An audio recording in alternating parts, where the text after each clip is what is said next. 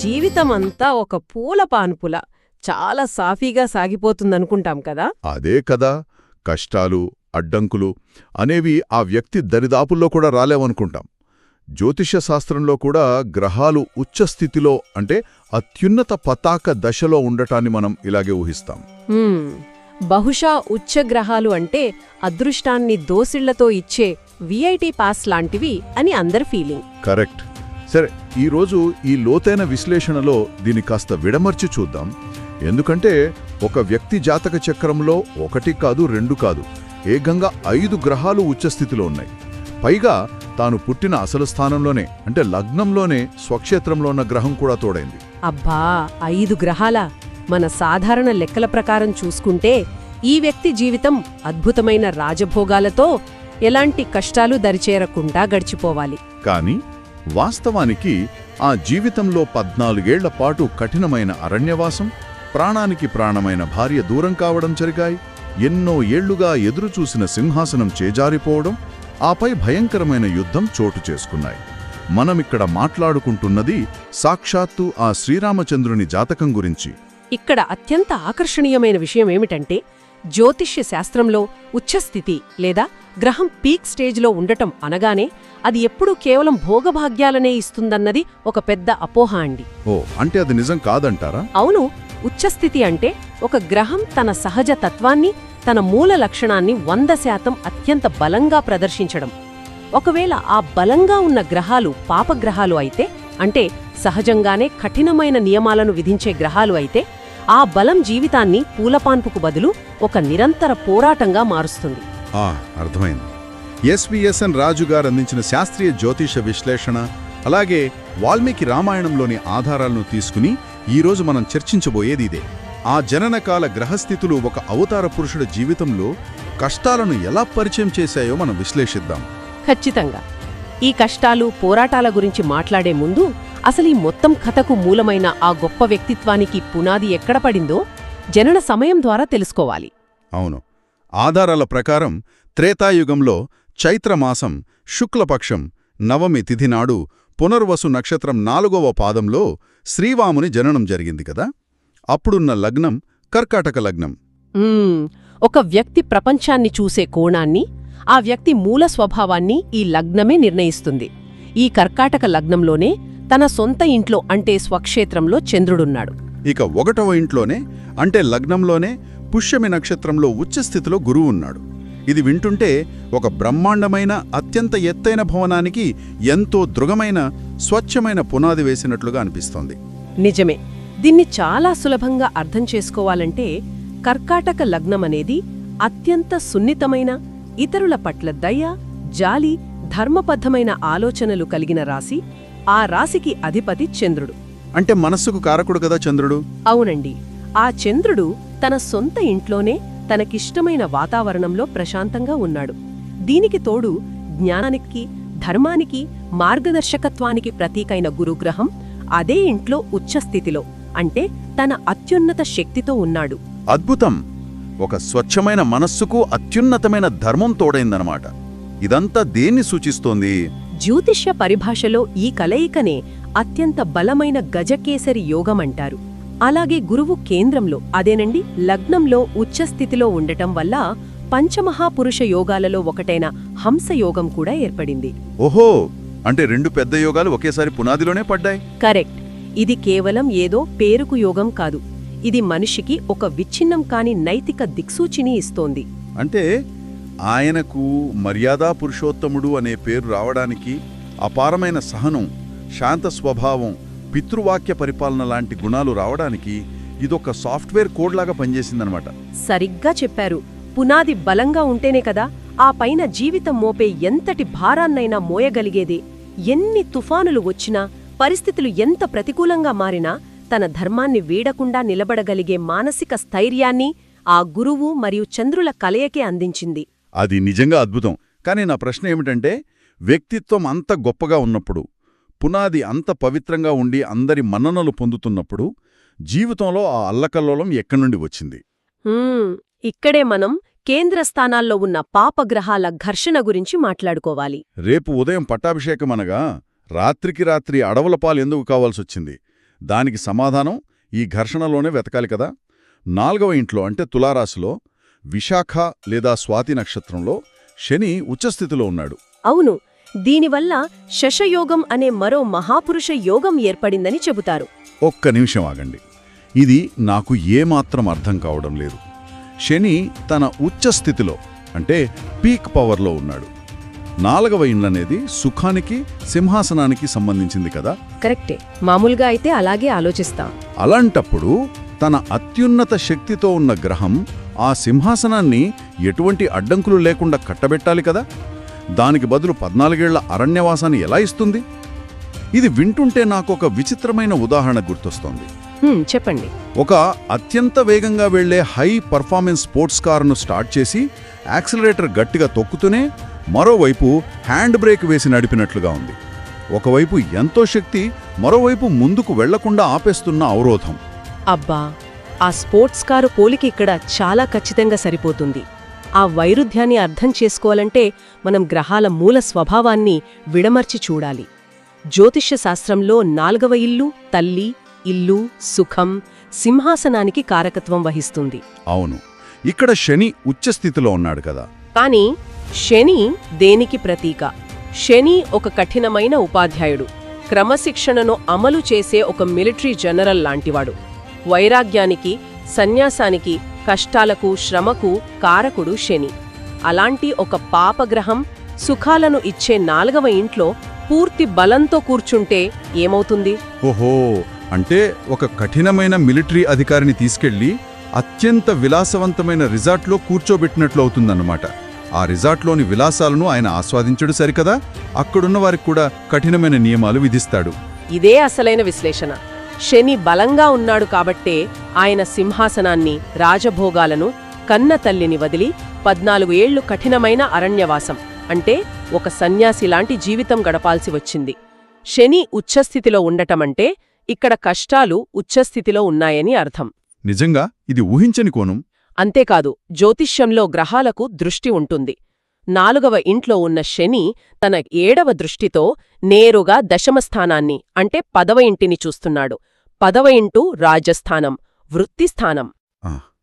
ఆ స్థానం మీద ఈ క్రమశిక్షణను విధించే శని దృష్టి పడటం వల్లే అన్నీ సిద్ధమైపోయాయనుకున్న సమయానికి ఆ సింహాసనం ఆగిపోయిందన్నమాట. ఖచ్చితంగా. ఇక ఈ అరణ్యవాసమే ఆయన జీవితంలో మరో పెను తుఫానుకు దారితీసిందండి. భార్యా వియోగం మరియు ఒక మహాయుద్ధం. దీనికి కారణం 7వ ఇంట్లో ఉన్న కుజుడు కదా. మకర రాశిలో కుజుడు ఉచ్ఛస్థితిలో ఉన్నాడు. ఇది రుచక యోగమనే యోగాన్నిచ్చింది.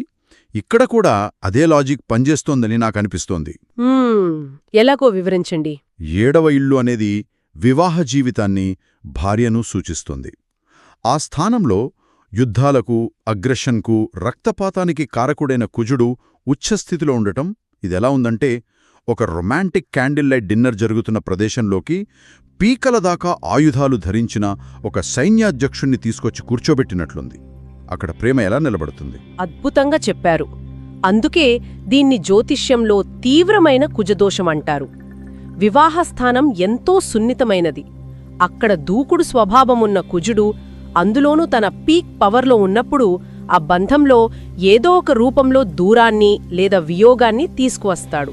అంటే ఆ తీవ్రమైన కుజదోషం వల్లనే ఆయనకు తన భార్య దూరం కావడం, సీతాపహరణం జరగడం చూస్తామన్నమాట. అవును, కానీ ఇక్కడే మనం కుజుడి ఉచ్చస్థితిని ఒక విశాల దృక్పథంతో, పెద్ద చిత్రంతో అనుసంధానించి చూడాలి. అంటే ఒకే గ్రహం 2 పనులు చేసిందంటారా? సరిగ్గా. ఏ గ్రహమైతే తన దూకుడు స్వభావం వల్ల వివాహ జీవితంలో వియోగాన్ని తెచ్చిందో అదే కుజుడు ఆ భార్యలు రక్షించుకోవడానికి అవసరమైన అనంతమైన పోరాట పటిమను, శౌర్యాన్ని కూడా ఇచ్చాడు. అబ్బా, ఇది చాలా ఆసక్తికరం. యుద్ధభూమిలో రావణుడిలాంటి మహావీరుడిని ఎదురించాలంటే సామాన్యమైన బలం సరిపోదు కదా. ఆ అసామాన్యమైన పరాక్రమాన్ని ఇచ్చింది కూడా సప్తమంలో ఉన్న ఇదే ఉచ్చ కుజుడు. కష్టాన్ని సృష్టించిన గ్రహమే ఆ కష్టాన్ని జయించే ఆయుధాన్ని కూడా ఆయన చేతిలో పెట్టింది. ఈ వైరుధ్యం వింటుంటే నిజంగానే ఆశ్చర్యం వేస్తుంది. సరే, అరణ్యవాసం ముగిసింది, యుద్ధం గెలిచారు, సీతమ్మను తీసుకొచ్చారు, చివరకు రాజయ్యారు. మనం ఈనాటికి రామరాజ్యం అనే పదాన్ని అత్యుత్తమ ఆదర్శ పాలనకు పర్యాయపదంగా వాడుతున్నాం. అవును, ఆయన పాలన అంతటి కీర్తిని పొందడానికి దశమ స్థానంలో అంటే 10వ ఇంట్లో ఉన్న గ్రహమే కారణం. మేషరాశిలో సూర్యుడు ఉచ్చస్థితిలో ఉన్నాడు గదా. సూర్యుడికి అక్కడ దిగ్బలం కూడా ఉంటుంది. రాజ్యస్థానంలో స్వయంగా సూర్యుడు అత్యున్నత శక్తితో ఉండటం వల్లే ఆయన గొప్ప చక్రవర్తి అయ్యాడా? నిజమే. సూర్యుడు ప్రాథమికంగా రాజులకు, ప్రభుత్వానికి, అధికారానికి, ఆదర్శవంతమైన పరిపాలనకు కారకుడు. 10వ ఇల్లు మన కర్మను, సమాజంలో మన స్థానాన్ని తెలియజేస్తుంది. అంటే అలాంటి కీలకమైన స్థానంలో సూర్యుడు పూర్తి బలంతో ఉండటం వల్లే చరిత్రలో నిలిచిపోయే రామరాజ్యం సాధ్యమైందా? కానీ ఇందాక మీరు వాడిన ఆ స్పోర్ట్స్ కారుకు వేసిన హ్యాండ్ బ్రేక్ లాజిక్ ఇక్కడ మళ్ళీ అప్లై అవుతోందండి. 4వ ఇంట్లో ఉన్న శని తన సప్తమ దృష్టితో నేరుగా ఈ ఉచ్చసూర్యుణ్ణి చూస్తున్నాడు. ఓహో, అంటే ఆదర్శాలను శాసించే సూర్యుడికి క్రమశిక్షణను మరియు త్యాగాన్ని డిమాండ్ చేసే శనికి మధ్య ఒక సైద్ధాంతిక ఘర్షణ జరుగుతోందన్నమాట. ఇది ఆచరణలో ఎలా ప్రతిఫలించింది? చూడండి, సూర్యుడు తండ్రికి కూడా కారకుడు. శని దృష్టి సూర్యుడి మీద పడటం వల్లే తను అనుభవించాల్సిన రాజ్యాధికారాన్ని వదిలేసుకున్నాడు. సూర్యుడు ఎంత బలంగా ఉండి రాజ్యాన్ని ఇద్దామనుకున్నా శని తన దృష్టితో ఆ రాజ్యాన్ని వెంటనే అనుభవించకుండా అడ్డుకున్నాడు. అర్థమైంది.